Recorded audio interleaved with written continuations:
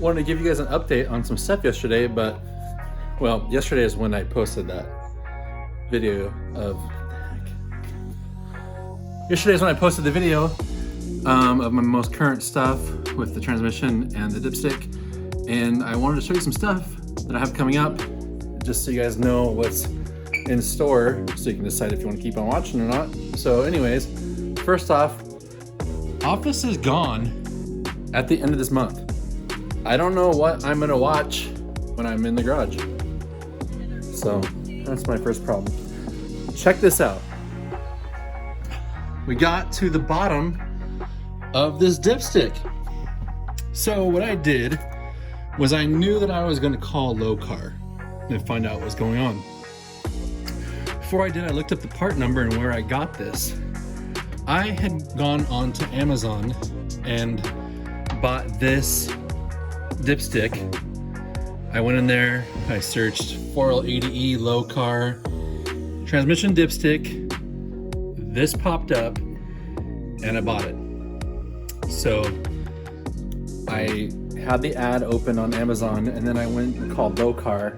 I gave him that part number, and that part number wasn't even the right dipstick for a 4L80. It was a part number for a freaking Chrysler transmission. So they sold me just this cable. They were hesitant to, but I said, well, I don't want to have to buy a whole new dipstick if I can just replace this and cut it to length as required. I think they didn't want me cutting it to length because they didn't want to be in trouble for it, but I just told them, hey, I'm measuring this exactly how it should be. So sell me this. This cable was $10 and it'll be the right length, and I can swap it out and I can still use all this stuff. So that is on the way. I contacted Amazon and said, hey, it was actually nutty because the seller was Jags. And so I sent the message to seller saying, hey, I twisted my transmission and it could have been something because of faulty fluid levels. And your guys' ad shows the wrong part number for whatever 4L80. It should be this part number. And so supposedly they're issuing me a refund for the dipstick. This was 2 years ago I bought that. I bought that in March of 18. So we'll keep an eye out and see if that refund comes back. But 2 years later, I'm getting a refund for that dipstick because it's totally mismarked and I didn't know any better back then. This was all new to me and now I know. So anyways, the new cable's on the way. And then you guys already saw the pan up here. What else is coming? New throttle cable. This has been sitting around for like a year. I need to put this in. A cool thing right here. This is from Dakota Digital, and this is a pressure sensor for up to 300 psi, and you can kind of see it right there. And then this cable. And then what you have to get also is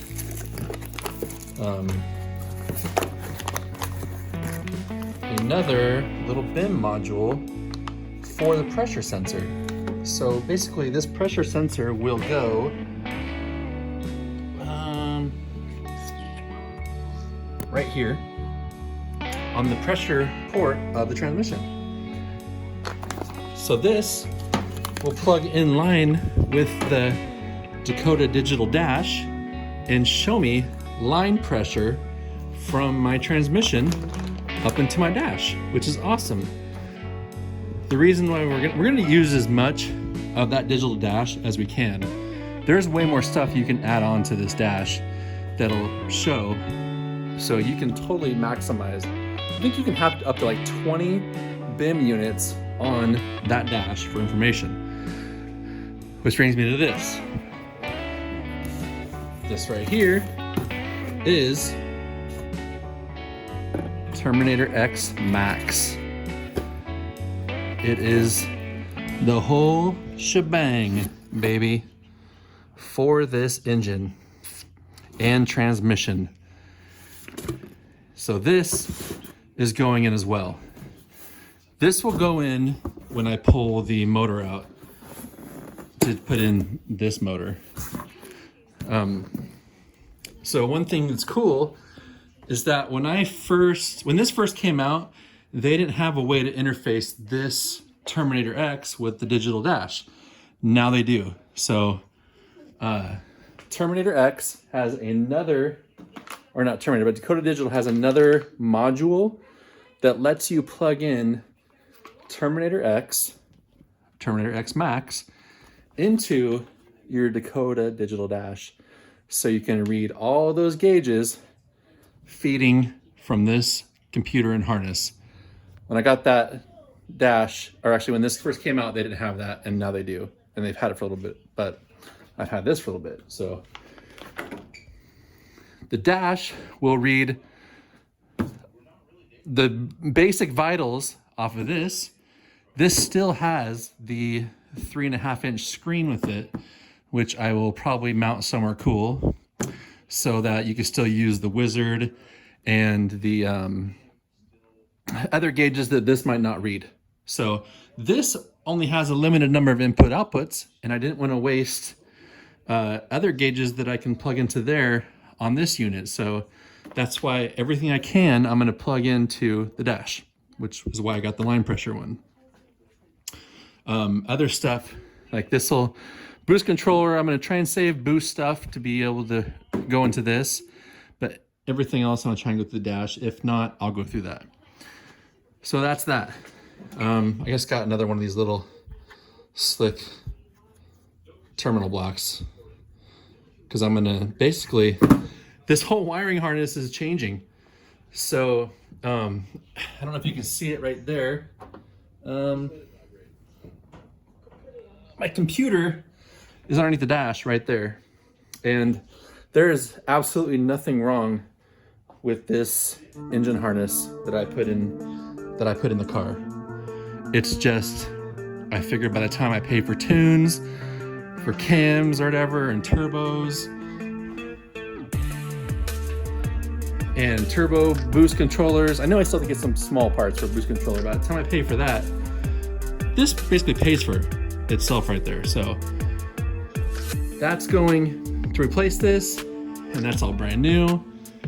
It'll be a nice peace of mind. I've never had an issue with this wiring harness, and so I'll have a spare good harness that I'm going to use for a spare motor and transmission. So I'm going to have basically a whole freaking swap. I'll have engine, transmission, harness.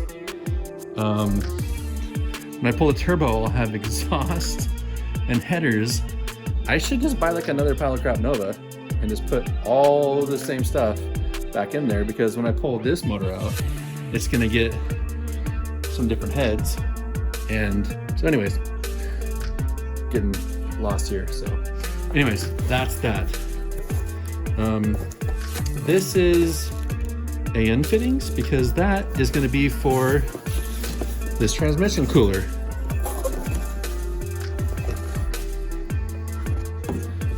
I went with this Derail, I don't know how you say it, but I went with a heatsink dual pass transmission cooler.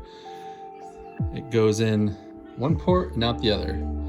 And I bought the AN fittings for this to adapt to the AN fittings I already have on the transmission lines I have going through my radiator.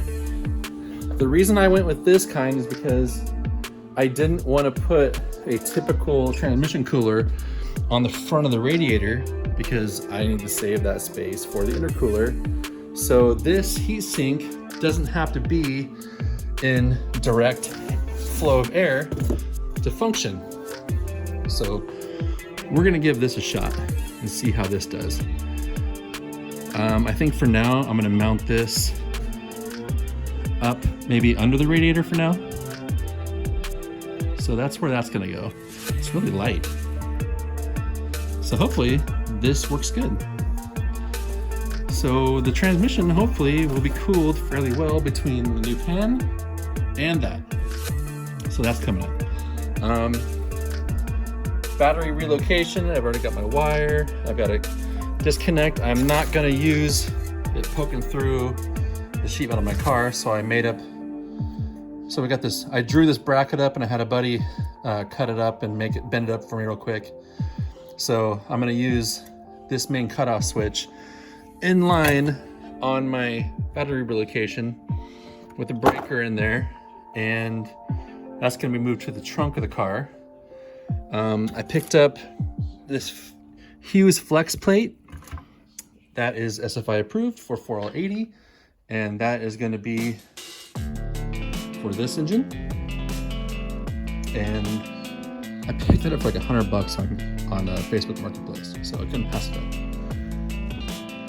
So anyways, that's a lot of work right there. This is a lot of work, but my car's up on stands. I'm ready to attack this, and I'm excited because it's like, it's going through the next phase of life. Why replace stuff if it works? Because just because it works doesn't mean it's optimal. So this is gonna be awesome.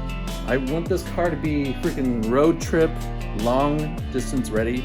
And I feel by doing brand new harness, good parts, monitoring stuff is a good way to go to make this a good long daily. What do I do with my hands? Daily driver. So yeah, that's the update, and that's what I got coming on. Parts, plans, and a lot of work ahead, but I feel like I'm hitting a second wind, and I'm excited to get this stuff done. I'm excited to knock this stuff out. I'm excited what the car is going to be afterwards. All this wiring, cooling, transmission in. Once the transmission works, then the engine. Once the engine works, then turbo, which is exactly why the Terminator is going to be perfect, because I can get it running NA with this, make sure this engine's all good, and then switch to turbo, and then that'll still help me get it running, and then I will learn in the way. I have never tuned anything, but I want to learn, and I feel like it's a valuable tool.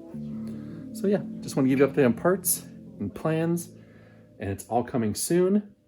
I'm going to be working on this pretty regularly, and I'll try to keep posting regularly and help you out. Oh, those are hardcore. Those are hardcore, okay? You don't have to do those. 2x4s are just fine. Don't get me wrong. I was going to do 2x4s before I did these. These are awesome. Overkill, yes. Does not mean they're not cool. So if you want to build wood ones, build wood ones. I'm all for it. If an earthquake happens, I'm going to stay in my car and I'll be safe.